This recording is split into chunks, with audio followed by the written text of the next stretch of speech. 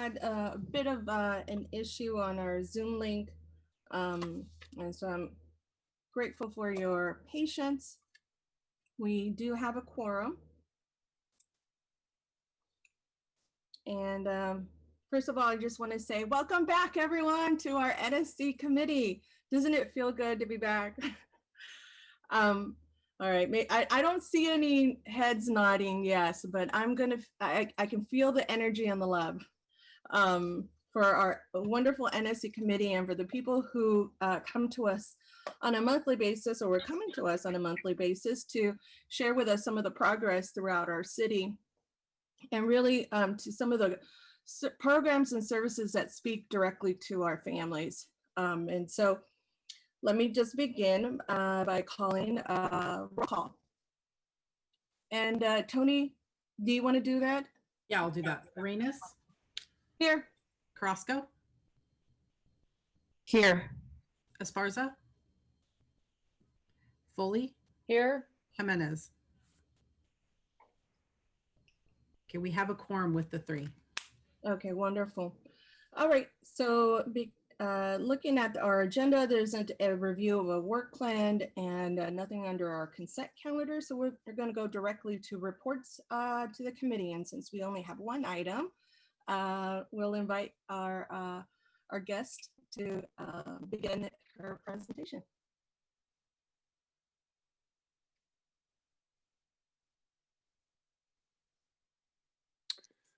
Good afternoon, everyone. Thank you for having us, the NSC committee. My name is Hal Spangenberg. I'm the acting division manager for Parks, Recreation, and Neighborhood Services. Today, I'll be presenting with Michelle Ornat as well from the San Jose Public Library. We're going to do an overview of our summer programs that we've initiated through this summer, and also give a fall preview of our programs coming up in the fall of 2020. I want to get started by just acknowledging that the partnership that we've had with the library and PRNS starting in March, and the exceptional work that we've been able to do together. And I just want to thank the library for that partnership, and also say it's been a pleasure to work with their staff and get to know them a little bit better. And also, the programs that we'll be talking about today couldn't have been done without the frontline staff from both of our departments executing these programs. So I wanted to give a shout out to those staff that are out there executing these programs on a daily basis. And with that, I'll get started with our Camp San Jose Strong program. So in early May, we were tasked with coming up with a new program model for our Camp San Jose program within PRNS. In partnership with the library, our goals were to provide city employees and other essential workers with a childcare option throughout the summer. So our new PRNS summer camp model was for ages 5 to 12. Each camp cohort had 12 children max per the health order, and there were 2 4-week sessions held at 23 locations across the city. These locations included our community centers, our park locations, and 6 library locations. The camps ran from June 15th and just ended on last Friday, August 7th. And with that partnership with the library, we were able to increase our capacity, and we were able to support areas that do not have a community center close by, such as utilizing the West Valley branch to support District 1. Next slide. In developing these camps, with all our camp options over the years, safety is our top priority, and that's definitely taken a new tone with COVID-19. So we wanted to ensure that we were in compliance with all health orders, and that was developed through extensive research with the county and state guidelines, along with best practices developed by the American Camp Association.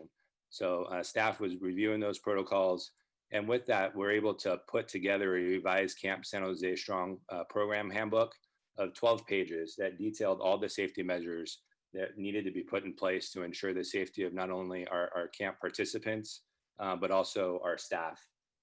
You see a picture of a setup of one of our camp locations. This was at the Berryessa Community Center.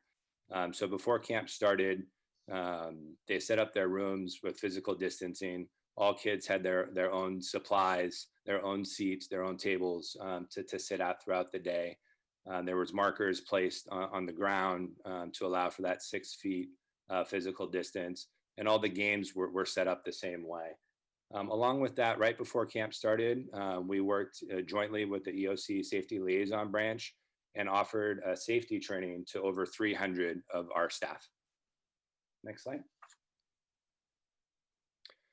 This is a sample activity calendar of Camp San Jose Strong, also at the Berryessa Community Center. It was really important for us to give the youth a camp experience. While it was going to be a lot different than our normal camp years with, include field trips and hundreds of kids congregating together and playing outside, we still wanted to make this camp seem like give it a little bit of normalcy with the safety guidelines in place. So as you can see, we have a robust schedule every day, really focusing on the key objectives of what our camps are supposed to be about, which is physical activity, enrichment, STEAM activities, literacy, education, and fun. So all of our camps had a theme.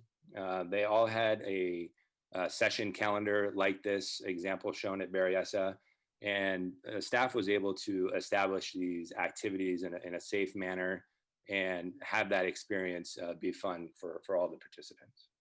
Next slide.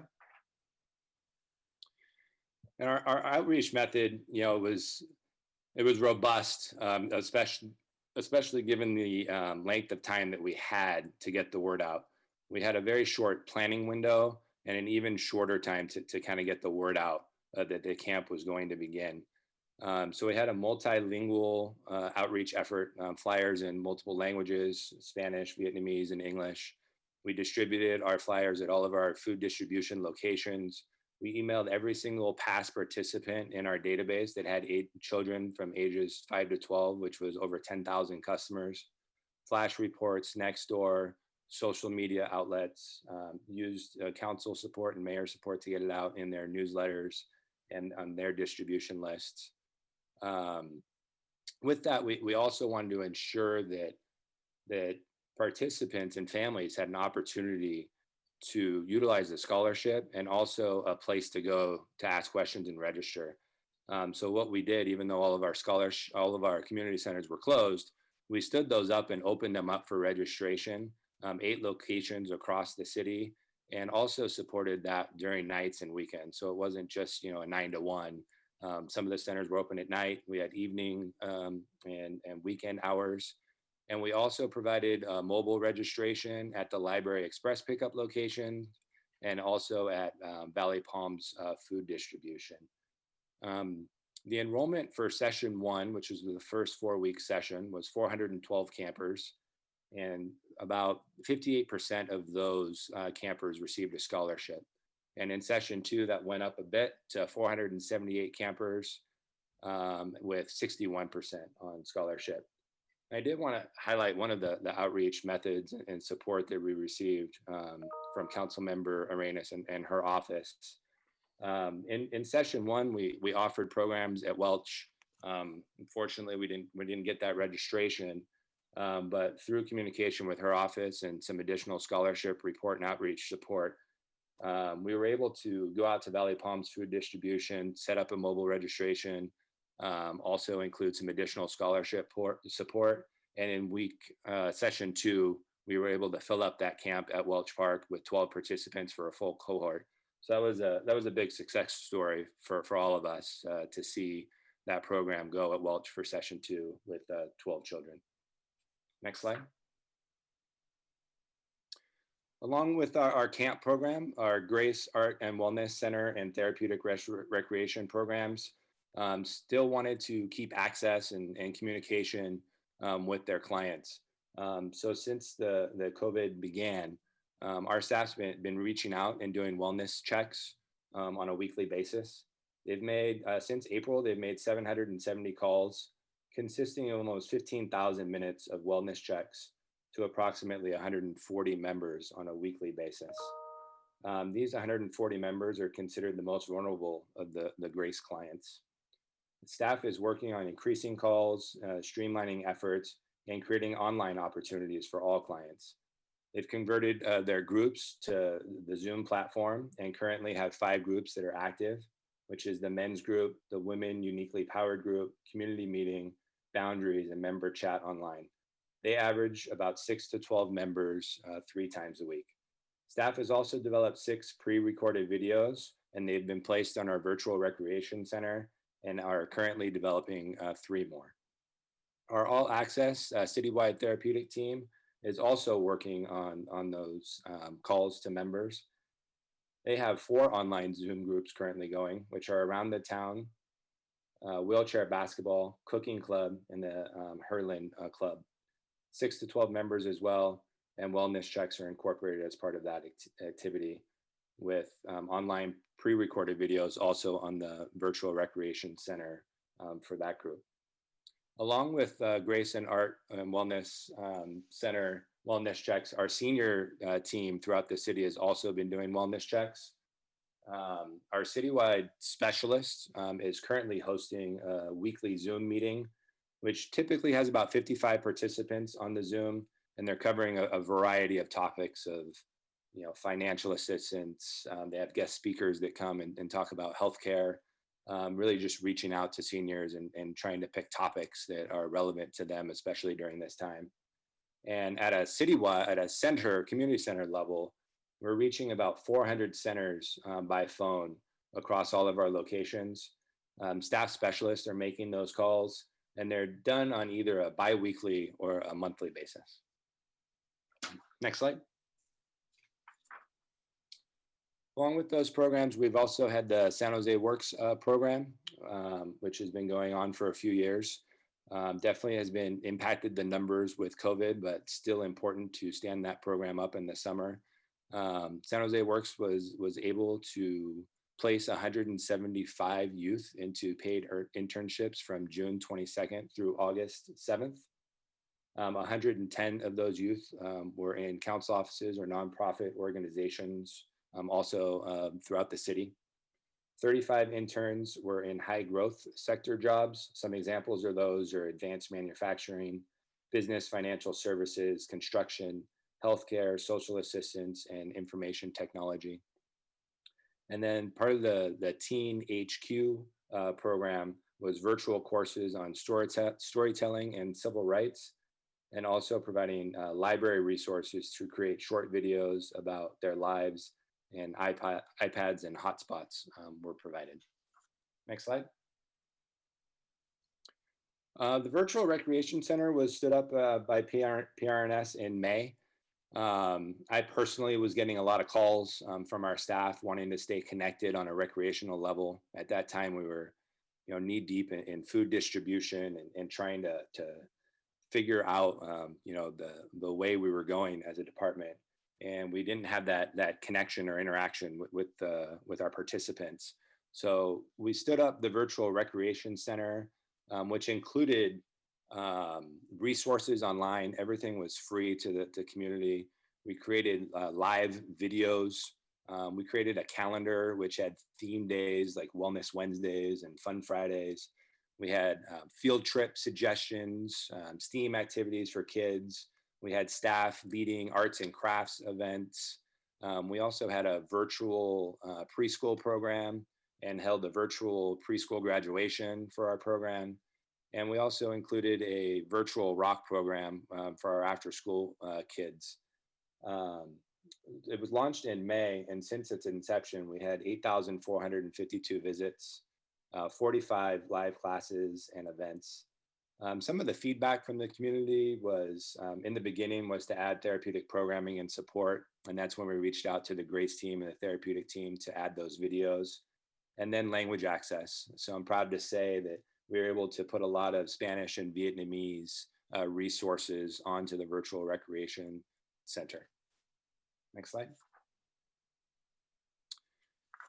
As part of Camp San Jose, in the past, we've always been a part of the summer food service program and providing meals to high impacted communities, typically in the Roosevelt, Mayfair, Seven Trees, and Bascom areas. We knew that was still needed this year for Camp San Jose Strong. So we were able to continue that partnership. And we also added Emmer-Prush as a location for the first time this year. So this data is from the first 2 weeks of session 1 of Camp San Jose Strong. As you can see, we served nearly 2,500 meals at those 4 locations. This is part of a grant program, and the reporting is done at the end of each month.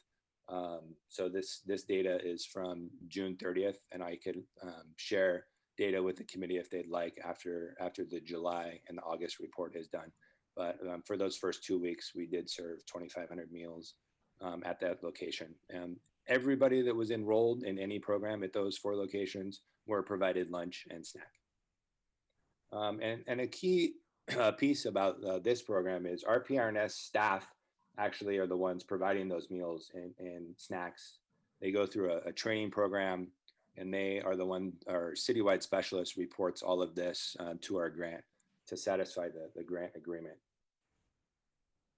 Next slide. I'll hand it off to Michelle to go into the libraries portion. Good afternoon, council members. As Hal said, my name is Michelle Ornott, Deputy Director of Public Services for the library. And pivoting off of what Hal shared about the summer meals, the library also served summer meals for the 6th year at 4 locations in partnership with Revolution Foods, Second Harvest, and YMCA. Between June 15th and August 7th, the grab and go summer meals were available at Allen Rock, Edenville, Educational Park, and Hillview. Through a grant from the California Library Association, we were able to also to create art and science activity kits with supplies and instruction for families to take home along with their grab and go meals. Library staff also are trained to distribute the meals, and they go through the safety protocol and the training in compliance with the grant requirements. Since July 24th, an additional 1,746 meals have been served. And so this year, the library site served 5,009 meals in total. Next slide. With the advent of COVID-19, the library really worked hard to pivot to provide all of our programs virtually over the summer. Between June 1st and July 30th, the library has provided over 700 programs with nearly 12,000 attendees. This way, it's been really important for us to be able to continue to provide our high quality, multilingual virtual learning resources and activities. And that included STEAM learning, story times and early learning, access to performers, guest speakers, and also the virtual camps. Next slide. In the continuing effort to support our families and our childcare providers that we know that have been so impacted by COVID-19, access to affordable and high quality childcare, we know has been absolutely key to the response and the recovery efforts. $2.5 million in coronavirus relief funds have provided stabilization grants to local providers who demonstrated their commitment to offering quality childcare. Families in need of financial assistance have received subsidized childcare through the $1 million in community development block grants funded by the Housing Department. In partnership with the Santa Clara County Office of Education and First Five Santa Clara, approximately 292 family child care home providers and 35 to 45 children will have received economic relief in order to preserve childcare access for our families here in San Jose. Next slide. Throughout the summer, Early Education Services has continued to provide virtual and interactive story times in preschool programming. These programs have happened via Zoom every weekday, and these programs have been happening in Spanish, Vietnamese, Mandarin, Chinese, Hindi, Russian, and English. So far, we've had over 250 story times that have been created, and these programs have been viewed over 19,000 times with over 700 children and caregivers participating. For the virtual preschool programming, since the programs have been updated from this last slide, more than 700 children and caregivers have also joined. The virtual preschool has a focus on school readiness and strengthening developmental domains such as self-care and motor skills. And what's really great about these programs is that these story times are also available on demand online 24 hours a day through our YouTube channel. And each one of these programs is connected via our website. The virtual We Connect in our City Storytime series with community leaders has also garnered over 20,000 views. And we know during this time that the ability to connect is ever so important. So our staff recognizes the need to connect beyond a virtual format. And so the library team has created Telephone Tales, which is an old-fashioned throwback to sort of dial a story. And every Friday, new stories are updated, and families can call in and listen to stories and songs and rhymes in English, Spanish, Vietnamese, and Chinese.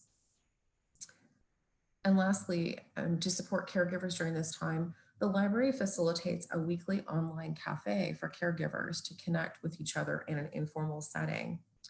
And then there's also a text-based service that's been developed called Ready 4K, which is really designed to provide text messages on a weekly basis, facts and tips available in multiple languages for caregivers of children ages 0 to 8.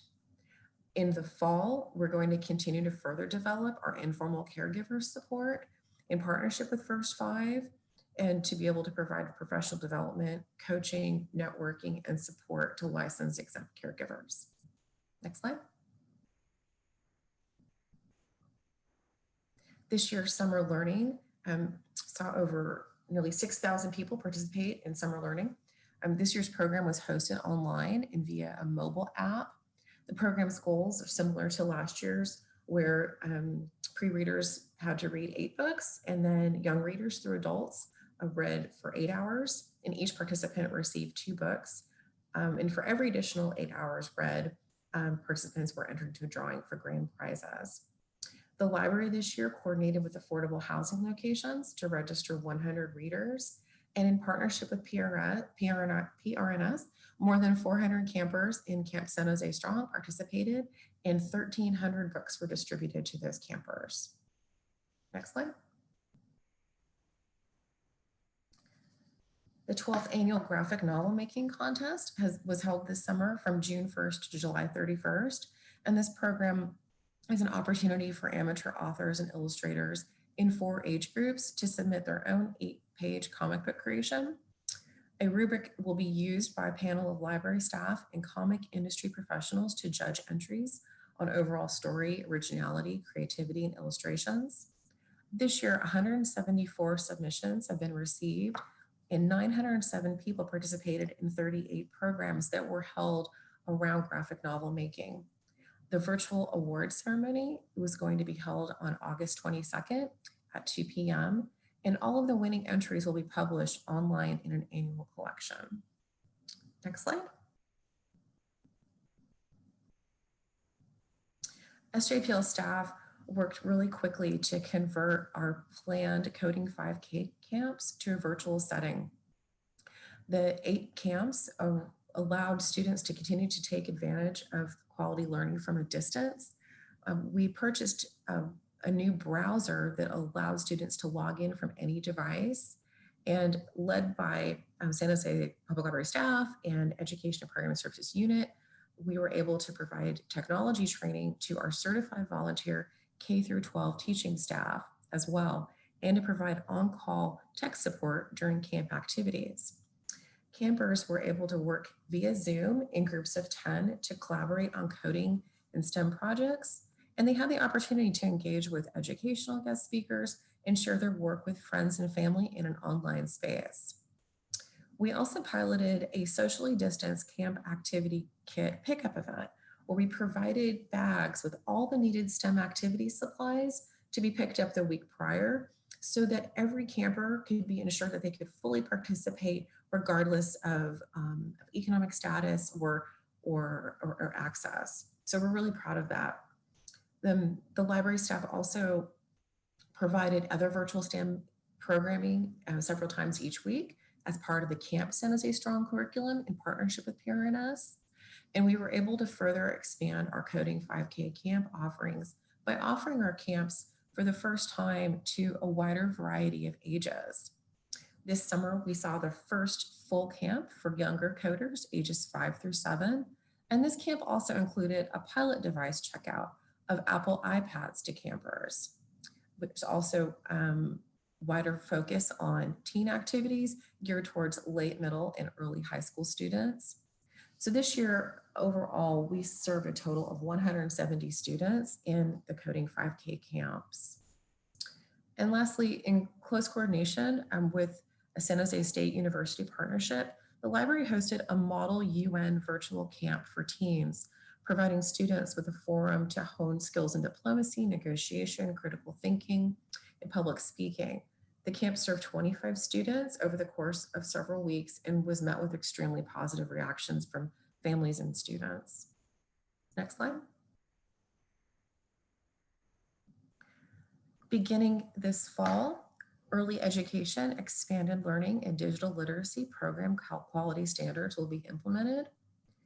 This is exciting because this is the results of the work and the groundwork we've done with the quality standards development and the adoption.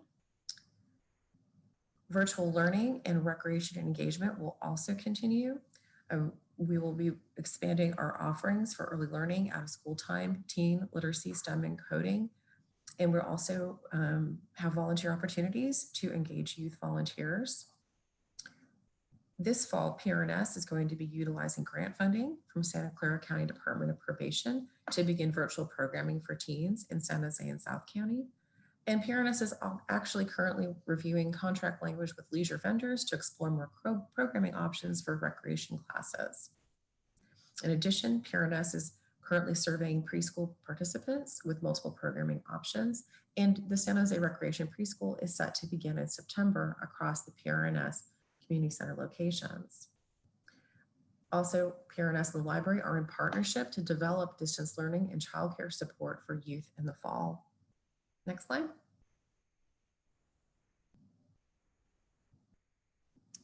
As part of the access phase of library's education digital literacy strategy, the library has begun device and hotspot lending under its new program, SJ Access.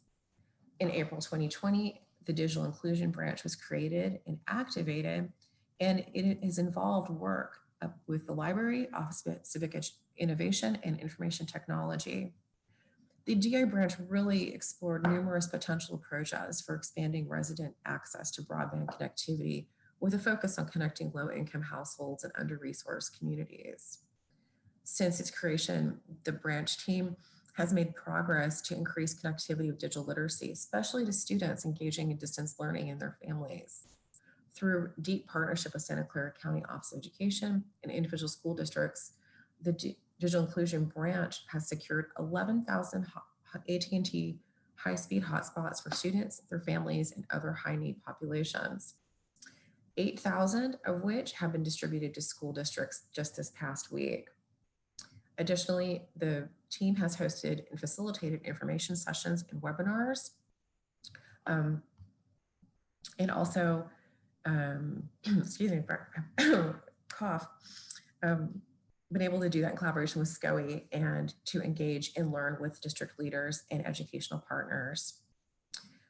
SJPL will continue to focus our efforts on the 3 A's of digital inclusion: access, adoption, and affordability.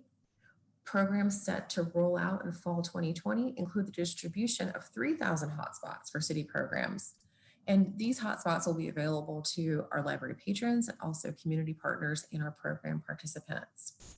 We will also have laptop and iPad checkout pilot programs to provide families with a working device and Wi-Fi connectivity, and virtual and small group digital literacy instruction. Next slide. As the library continues to expand its partnerships with schools, this fall, we're going to continue to provide student and teacher support via resources and programs that include office hours with a librarian. And this is an opportunity for teachers and school providers to connect with librarians about resources. We'll provide virtual class visits, virtual homework help, and curated resources, including items for teachers such as Scholastic Teachables and read-alongs, which are available on the library's website. We also have a unique opportunity to connect our ebooks with compatible school districts that have similar ebook lending platforms. And so what this does is this allows an expansion of access to teen and children ebooks. SJ Learns is also continuing to provide funding for expanded learning opportunities in Mount Pleasant Unified School District, Campbell, Alum Rock Unified, and Franklin McKinley. And the San Jose Aspires program is expanding this year to Overfelt High School, and with Opportunities Partnership, and also San Jose High School. And lastly, so far, the library has issued approximately 60,000 student library cards to students in 10 school districts. This fall, we have 2 more agreements underway, and then we are currently working on partnerships with another 4. Next slide. So, thank you.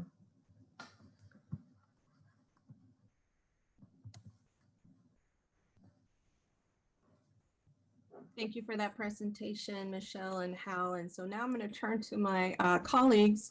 And I see that Councilmember Jimenez has his hand raised. Yeah, thank you. Thank you so much. Michelle, I had a question about one of the slides you put up. It was the one where you were talking about the number of meals served. And I saw, one thing that stood out to me is there's a library in my district, Edenvale. And I saw what seemed to be a disproportionate number of meals served there as opposed to other locations. I don't know if you can put that slide back up just so I can see those numbers again. I think it was 1,000 something meals.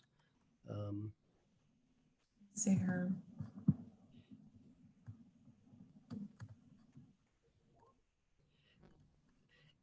And while you're pulling that up, I'll tell you why I'm asking. I'm just curious as to what, let me see. Sorry, I'm trying to. Yeah, there it is.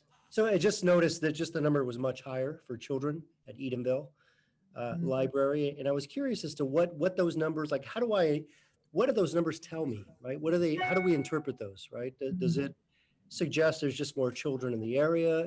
I know that's obviously a different part of the city. So, different from Alum Rock, which is on the east side, Educational Park, which is sort of northeast side, Hillview on the east side. Is it just because maybe Edenville is further south side and that's really the only location in that area? Or I'm trying to understand why that number is so high, which is a good thing, by the way, obviously. Yeah, no, Councilmember, that could be it. One thing we could look at too is the proximity to other school sites. So a lot of the schools delivered meals this summer. And maybe that could be one of those indicators, is maybe they didn't have that accessibility there. The actual final number for Edenville for the children is actually 1,643. So it's even higher. And when the staff, we have to plan the meals out. So we have to say, well, when we're going to, how many meals we can anticipate that people will be coming to pick up. And within the first week, Edenville was the first site to run out of meals. So we had to quickly amp up what we were providing. So we were surprised as well. Okay, all right. Okay, you got me thinking. So thank you so much. Appreciate it. Thank you, Councilmember Jimenez. And our city clerk reminded me that we need to first take public comment, of course. And so I see Paul Soto.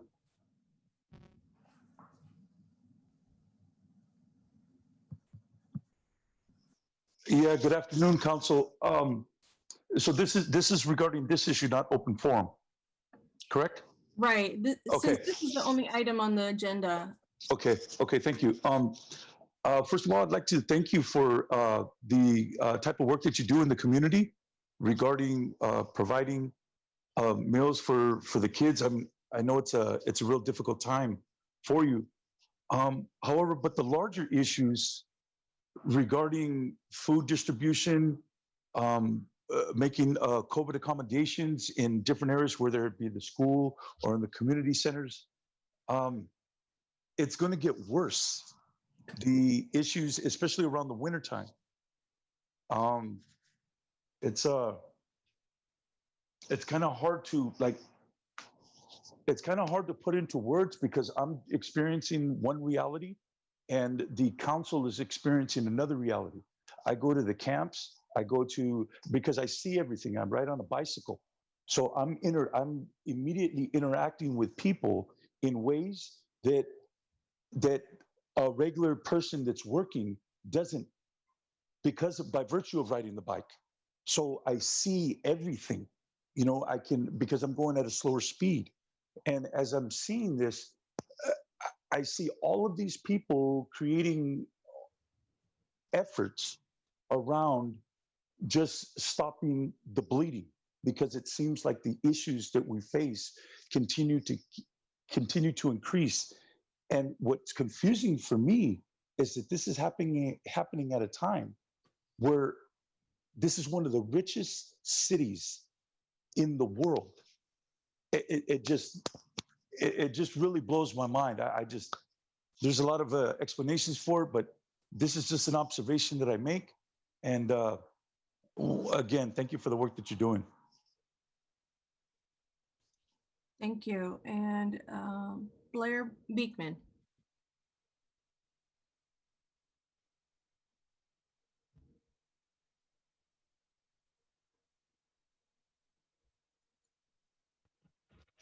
Hi, thank you for the meeting today. I wanted to try my darndest with the subject matter to you've explained kids programs through the summer and fall. I want to hopefully try to practice how to be able to speak about what to expect for the next year. It's my own interpretations, and what you can do with those interpretations, they may be off, but I hope they can give you a good marker as how you can judge where we're at and where we'll be going in the next few months and years. The vaccine process seems to have started. It's made the news. The aerosol has made the news. I've heard there's going to be a stronger vaccine in the fall, maybe late fall, November. Those are hopeful ideas. I've heard that those are not fully long lasting. They're kind of like a flu shot themselves that only lasts, say, for about a year, or a flu season. And so by this time next year, we'll have to get another shot. That's my understanding. So I think that's part of the kind of iffy conditions of the disease. And I've been trying to speak about Chicago's tenant and owner forgiveness plans, full forgiveness plans that has a starting date from April 2021. That's the California time that will be ending the state of emergency at this time.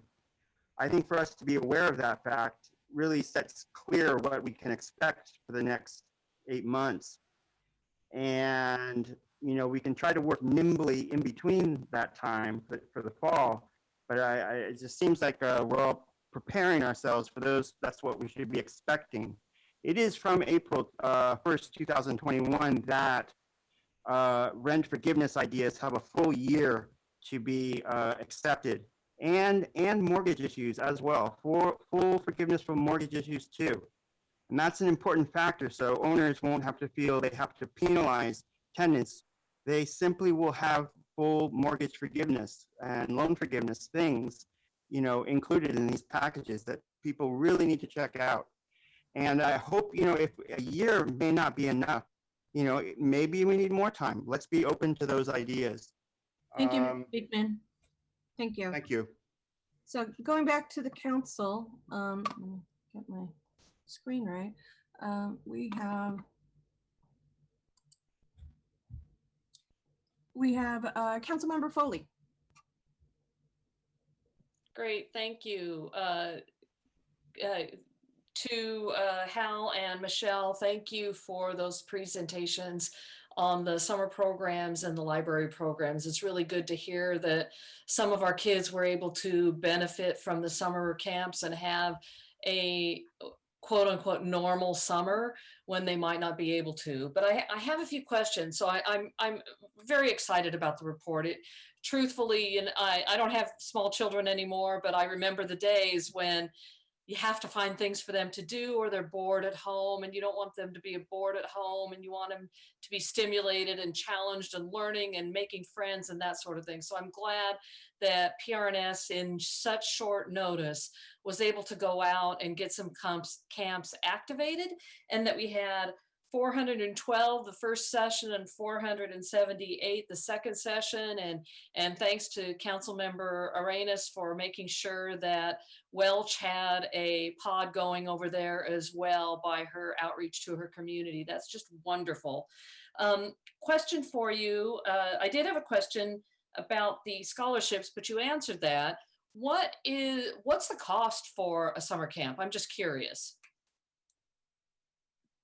So the cost of the 4-week session was, the full cost was $840. And the scholarship reduced that price by 75%. So the scholarship price was $210 for the 4-week session. And the camp was Monday through Friday for 10 hours each day. That's really wonderful. That's a help to the parents too, who are struggling to work. And even though they're working at home, having kids at home and working makes it very difficult for them to get their work done. So I'm glad to hear that. Do we ever consider giving full 100% scholarships?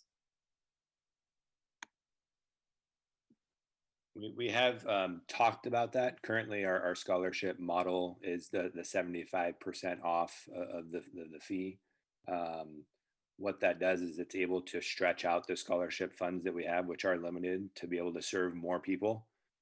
So if we did stretch it out to 100%, we'd serve less people at the current scholarship amounts that we have.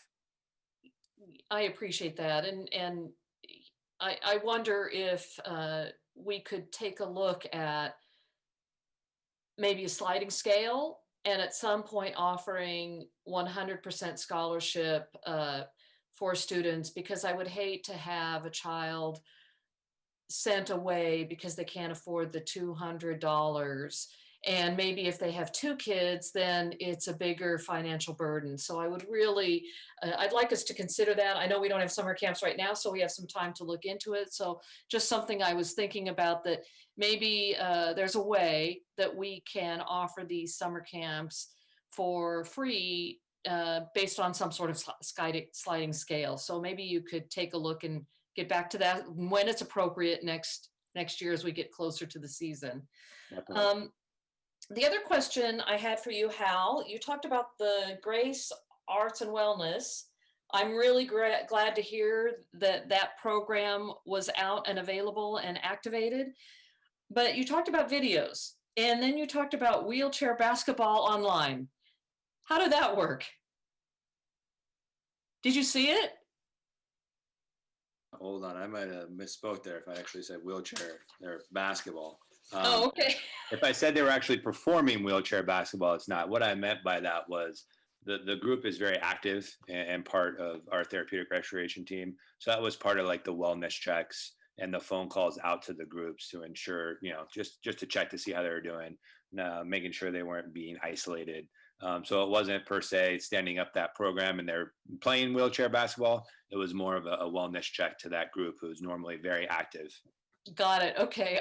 I had this vision of all these people Zooming in their wheelchairs trying to shoot baskets where they were, which would have been That would be a good idea. Yeah. I just had a vision. Well, how does that work exactly? I couldn't quite vision that.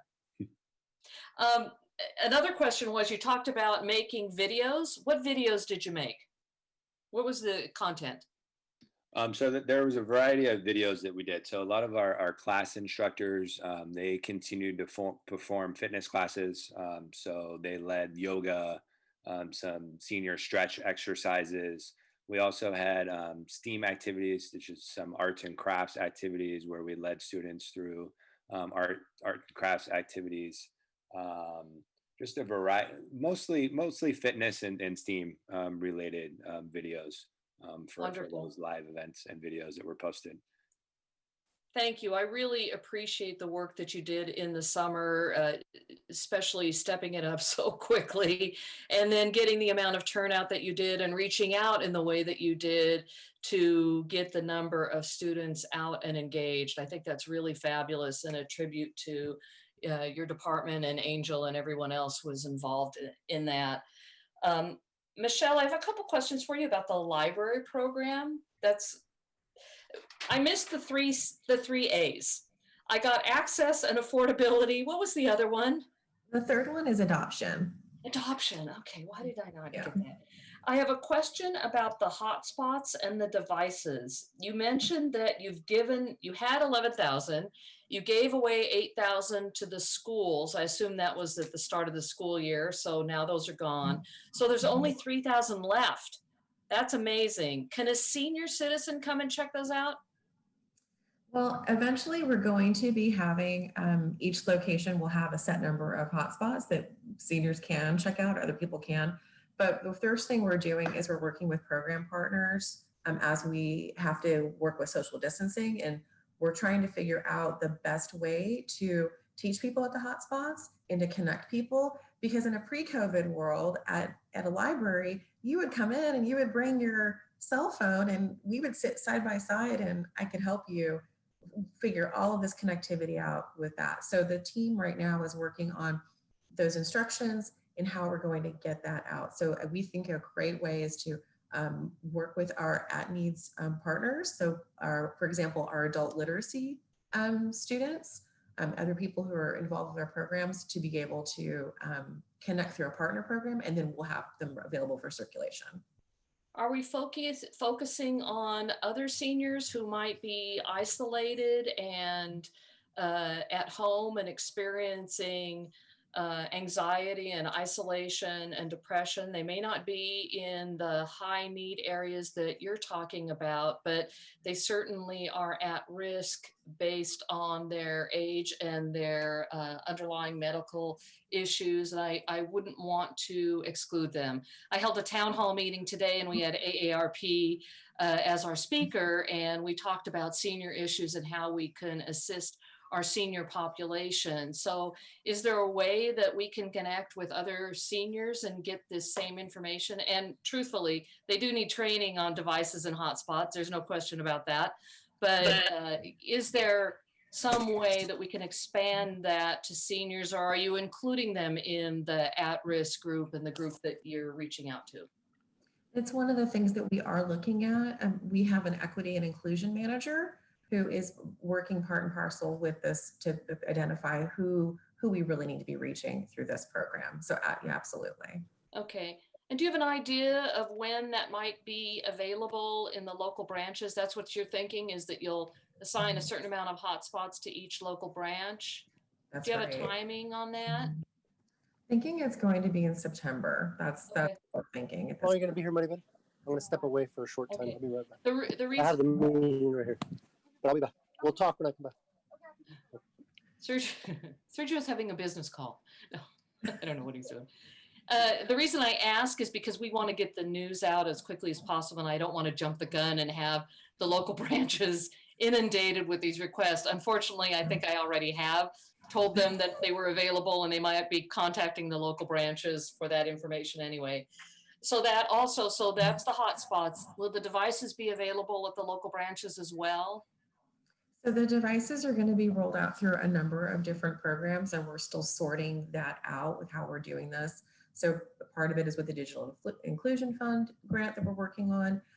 What we are doing is on Monday, we're doing a soft launch with social distancing guidelines to pair up about 35 different people with these laptop and hotspot devices.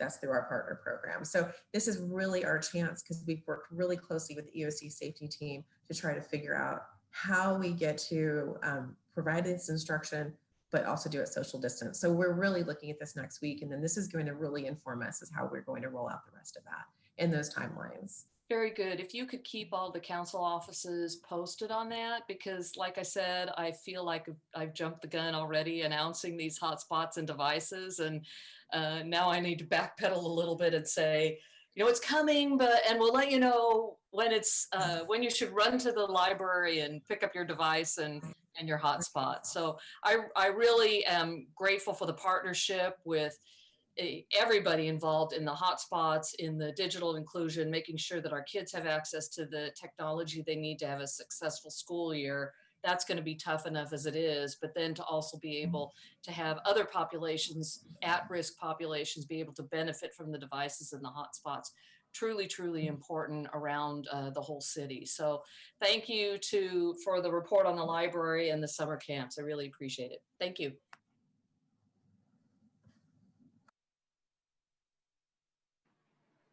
That's it.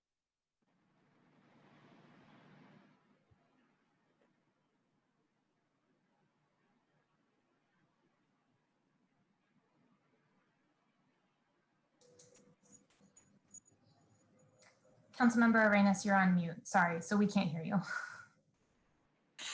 And you know what I was just saying to Councilmember Esparza?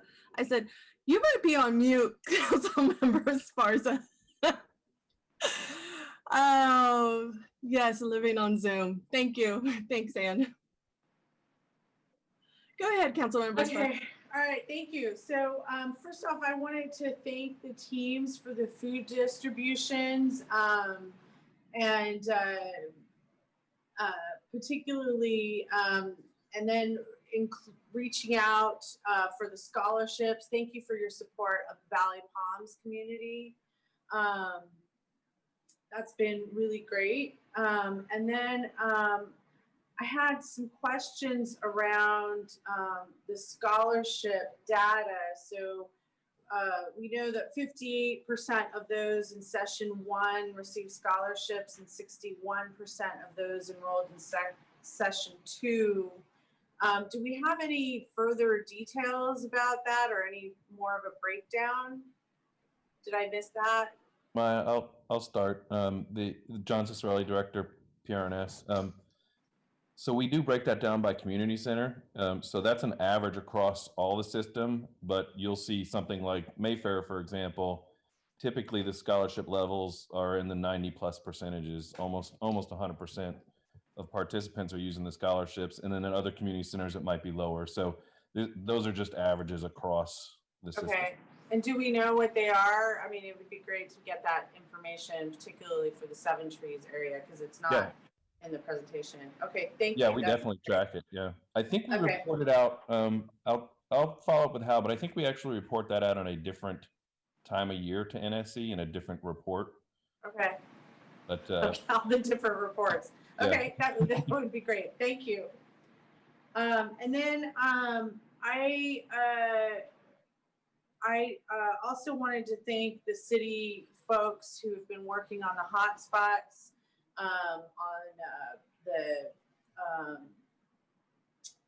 that's been really great. That has moved forward. Sorry, I'm moving to the page of the presentation, and of the hotspots for city programs and hotspots checked out to students. It's a hugely critical program at this time of year as we go back to school. And so, oops, sorry, I want to move this. And so I wanted to thank everybody for that. It is making a huge difference already. So the other thing I wanted to ask is, my office did not get information about the virtual learning programs. I think this would be really huge to get this out to the community who needs it so much, especially now that with the digital divide between all the school districts and the county and the city, we're trying to get devices and internet access to folks. So especially in the east side. And so now that they have access, digital access, it would be great to get the information to be able to spread the word, because I didn't get information about some of these programs, and it would be great to get our families accessing those. Thank you. Thank you, Council Member. So if there aren't any more questions, I'm going to go ahead with mine. First of all, I also want to thank PRNS and library staff. I know you've been really busy, and I know our families have been taking advantage of this, of all of the programs and services, especially those that are free, right? because these are hard times. And a special thanks to Brooke and Hal for your assistance over at the Welch Community Center. You helped us fill up that second session. And I know we've had some just offline conversations about how do we very purposefully bring in and recruit folks. And I think, you know, what happens with Welch is very representative of the very hard to reach populations that I know Councilmember Carrasco has and Councilmember Esparza and, you know, many of us throughout the city of San Jose. Councilmember Foley, I'm sure that you have some communities that are very difficult to access. And so what happened was the first session was just empty. We just only had one participant. Now I know the number of children that are out there that need this, and especially free, because my office covers that gap between the scholarship and the price of the camp. So we make sure we fill that up. And then actually on our second session, Councilmember Esparza helped us with some funding to make sure that her D7 residents were able to participate as well. And so I appreciate that partnership. But going back to the issue of really hard to reach families, and these are the ones that are probably not browsing the internet and maybe not as resourceful as others to find programs and services. And very specific programming that you have that I think would really speak to many of my families. I was, you know, was happy to hear that they were happening, but I was also very sad that my families, I couldn't tell my families. Hopefully they knew, you know, without having to hear it from us in our newsletter and the way that we get information out through our school districts and then our neighborhood associations.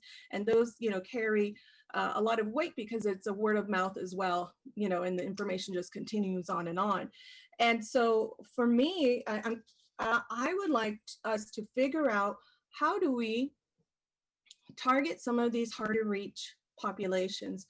And we can take that conversation offline. John, I know that we started this conversation a little bit earlier this week and we can take it offline, but if any of the council members here want to contribute in terms of, I know each one of us have a very unique community, and you know your community the best as you represent it. And I think some of those tactics and some of those strategies that we've learned throughout our office could really benefit our families and in the programs and services that the library as well as PRNS offers. And so for me, one of the questions that I had in the back of my mind was, who are these children that have been attending?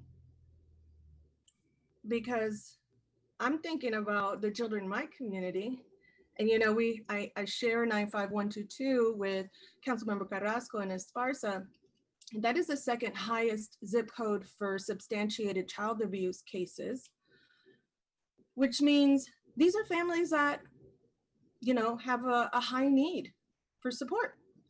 And so I would expect that some of the outreach would be really focused on our families. And like I said, we can take this offline. We can have a special meeting just to talk about this, because I think it deserves its own attention, so that we don't continue to forget some of these folks, especially during COVID, when, you know, they may not have the time or the resourcefulness to get on a website or register to receive a newsletter. Because I would be very curious to find out who are these children and what are their zip codes, especially around STEM and coding in those virtual camps. I'm gonna say, children in my community are probably the ones that want to take advantage of those and should take advantage of them, and they're probably not the ones that are attending. So you know, I'd like to hear if there's anything new that you picked up during the summer to reach hard to connect families. Councilmember, we have our family resource centers at 7 of our locations. And so our equity and digital inclusion manager works with them to reach out to do that targeted outreach. So that was one of the things that that they attempted to do with them this way. And then also to create those kits so that way people who are kids are doing the STEM activities at home, make sure that they have those kits to be able to do that. We try to create those. And then also to provide the iPads for kids that needed them. And this, of course, are small cohorts. So that's one of the big things that our literacy program specialists, our family resource center people, that's what they really endeavor to do and try to do. That's their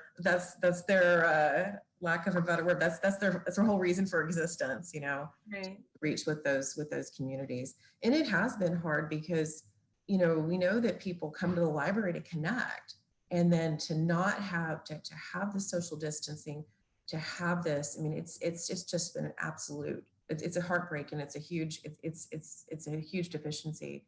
You know, because that's where you have that serendipitous connection and have that one-on-one piece, you know. I appreciate it, and family resource centers are certainly a part of that hub. I would say that our school district, and I mean, not the districts, but definitely the schools in certain those zip codes, because as you know, elevate from bureaucracy, it creates a distance between the clients that we want to target. So I think the schools would be another really great partner. I'll tell you that I've had a conversation with the Alum Rock superintendent, because I have a couple of the Alum Rock schools in my district, as well as the Evergreen superintendent. And I'm sure that they didn't know about any of these programs.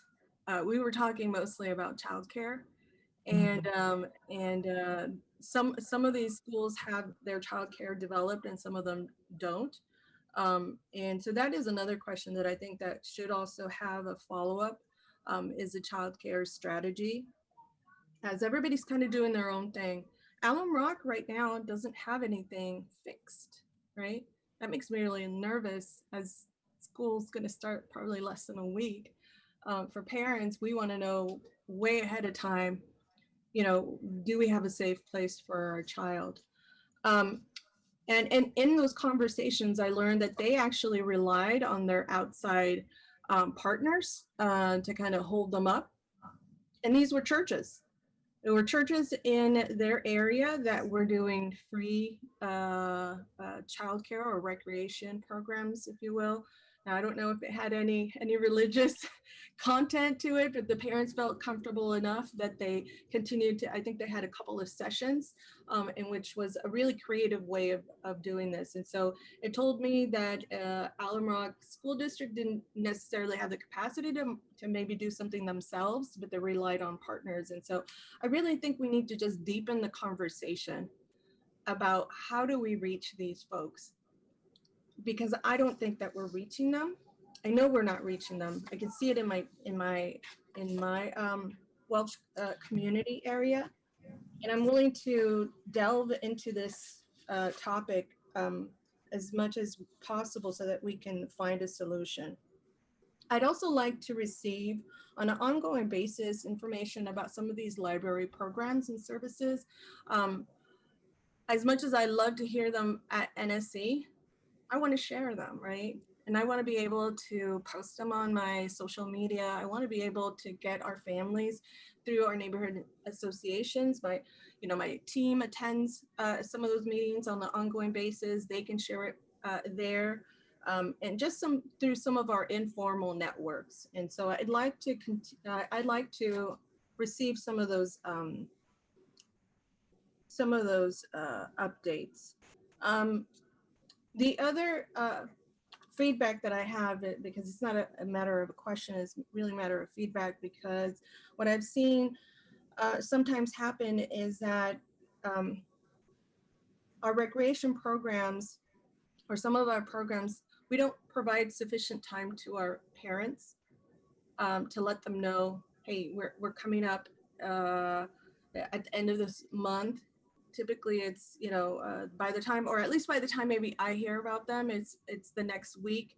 And so then I get on the phone and I talk to, Kevin from KR Smith, and I, call Montgomery. So I make my calls to make sure that my schools know about the programs, right? And sometimes they do, sometimes they don't know about them. But I want to make sure that, I don't want to have to be that intermediary. I think we can connect all of these networks together, and so that we can assure that people feel confident about our programs. Like if you say it's going to start next week, they're going to say like, "Wait, are you trying to kidnap my kid?" I don't know you, from Bob here. So why would you entrust your children to us, right? If you just met us. And so I think it's, sufficient time to learn about the program, to feel comfortable about it. And then I wholly agree with Councilmember Foley. I think there should be a method for us to figure out how to provide a lot of these programs for free. And I think you are all probably thinking the same thing and trying to figure out how we use our CRF money to make these programs free, because there is the need. I think I've shared this with some of you, but not all of you. Some of our service providers who I met with, and we were talking about domestic violence and sexual assault, but they also know and deal with a lot of our child abuse. They've recognized that number has increased, and the level of abuse has really increased. So the severity of the abuse, right? And so that means that families really, that's a symptom that families are stressed and they need an outlet in terms of maybe providing a safe space for their children. And so for me, it's not just these programs and services to enrich the lives of our children, which is optimal, but for many of our community, it's a safe space for our children and an opportunity for our parents to go back to work or to find a job or to get connected to a medical provider. And so I would urge you to please follow up with me after the NSC meeting so we can talk about some of these issues that I've brought up. Otherwise, I don't have any other comments and questions. I appreciate everybody for your time and for your commitment.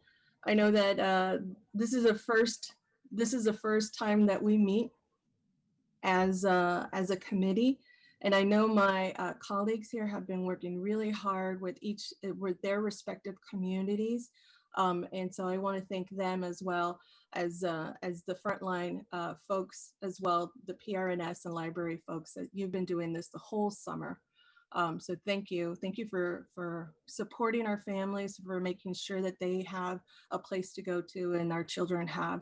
And I heard it loud and clear, fun was part of your curriculum. So I absolutely agree with you. My children were trying to have fun with me here while I was doing this NSC, and it was not working. So we need your programs and services. All right, so I need a motion. So moved.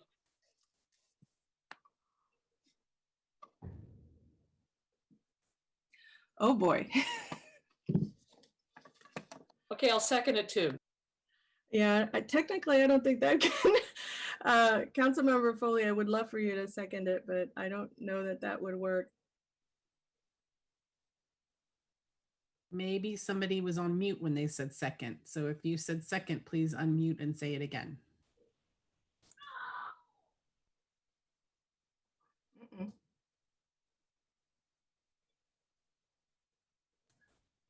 Councilmember Arenas, you can make the second, even though you're the chair. Oh, wonderful. Second, I'll make the second. Great. Thank you. Thank you, Councilmember. Wonderful. Roll call. Wonderful. Thank you, Tony. Arenas, Yes. Carrasco, Esparza, Yes. Foley, Yes. Jimenez. Going back to Carrasco. Okay, well, we have 3. It passed. Wonderful. I think she needs to be unmuted. All I can do is ask to unmute. I can't unmute anybody. Okay, I couldn't unmute right now. Thank you. That's a yes. Thank you. Wonderful. And Oh, since And since that is, I think, the end of our agenda, the last item that we have is open forum. So is there anybody on that list? Tony? Yes, we have Paul Soto and Blair Beekman. Okay, Mr. Soto. Please unmute yourself and begin public forum comments. Thank you. All right, so we'll go on to Mr. Beekman. If you're ready and able, would you begin your public comments for open forum? Yeah, hi, thank you. I've spoken for a few weeks now on better tech accountability, how government and community can work together to create better tech accountability with what's going on with broadband and Vision Zero surveillance at this time. It is possible. It can be enjoyable. I've talked about, Assembly Bills 1482 and 1436 that Ashikawa is very much a part of. David Chu, I think, sponsoring them. They're really good for both for both tenants and owners. They're full forgiveness ideas for both. Please, try to be good-minded. They keep us smart and intelligent, and they don't hurt each other. Specifically meant not to hurt each other, and fully can take care of each other. Please work on the Vietnamese issue so we can have the word Vietnamese on the Zoom website when looking for language interpretation. It shouldn't be that difficult, yet I can understand it's a lot to negotiate, and we have to make the efforts for to say Vietnamese. So good luck in all the work that we can do with that. Good luck with community energy ideas that local it brings good democracy practices, and I find it really enjoyable work to work on renewable ideas of sustainability, a positive sustainability. And I think it does something incredibly more important than what PG&E and its large corporate models do, and it is what they're asking us to do. So why don't we do it and just build good democracy at the local level based on renewable energy ideas? That's a great idea. I hope we just can be enthusiastic about that process. And with 14 seconds, I wanted to ask you to respect Michelle Mashburn. She's a good person who comes with needs of disabled issues. When she writes to City Hall, can she get a professional letter back in return, a simple professional letter? Thank you. Thank you, Mr. Beekman. And if Mr. Soto, if you're still there and available, you can begin your public comments.